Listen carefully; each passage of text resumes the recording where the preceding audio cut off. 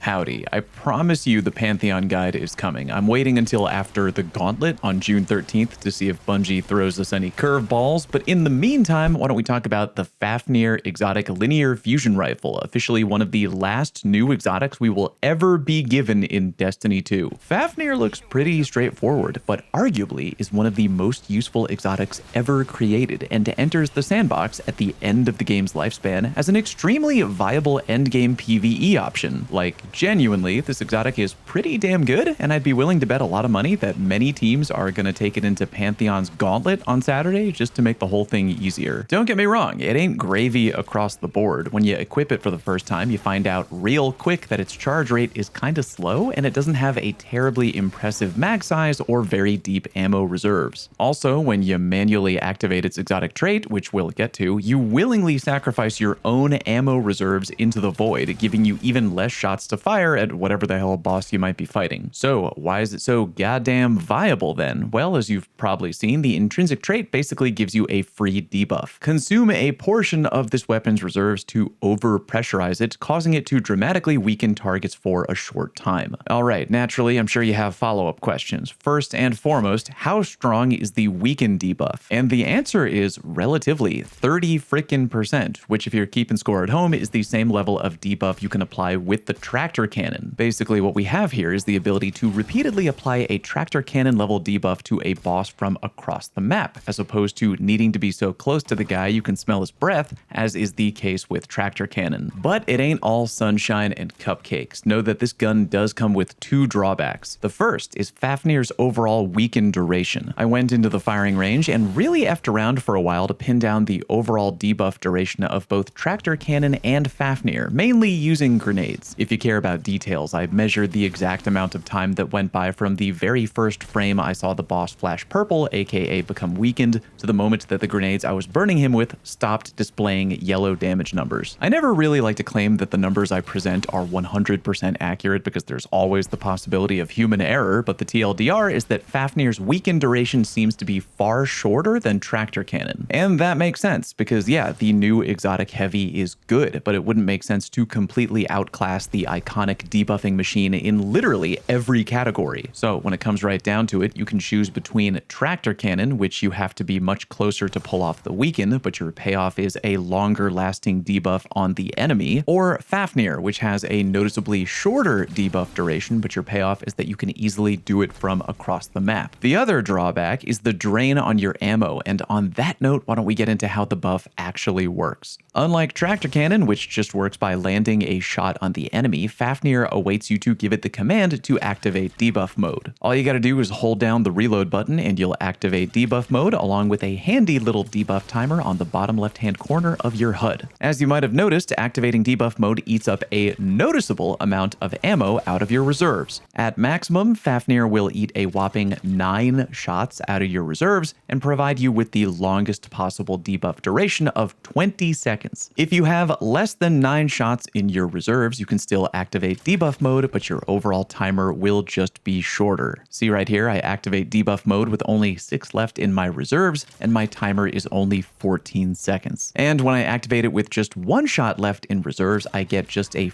4-second timer. So yeah, a 20-second debuff timer is obviously hella sweet, but you gotta take into consideration your overall loss in ammo. Or do you? Because there's one interesting detail we haven't talked about yet. The effect's duration scales with the amount of ammo consumed and is paused while holstered. Check it. If you activate debuff mode and then just holster your weapon into your back pocket, you can wait for however long you want and then whip it back out again, and bam, the timer picks up right where you left off. This means you can absolutely do the following in any Pantheon encounter. When you're maybe a few minutes away from a DPS phase, you can manually activate debuff mode on the FAFNIR, then immediately holster it away. Then just run around and grab any nearby heavy ammo bricks in the area to make up for the ammo that you lost, and you're kinda good to go. You've made your ammo back and you haven't really lost any time on the debuff timer because it goes on pause when you holster, bada bing bada boom. Also, the ability to pause your outgoing debuff timer opens up interesting options for backup DPS if you so choose. Basically, if you don't have a lot of heavy ammo or just a really long window for DPS, you can debuff the enemy with FAFNIR and then swap to any well-rolled backup DPS option, then dump a few shots and swap back to FAFNIR to reapply the debuff. Rinse and repeat. Honestly, they kinda had to make it so that debuff mode eats ammo out of your reserves, because if they didn't,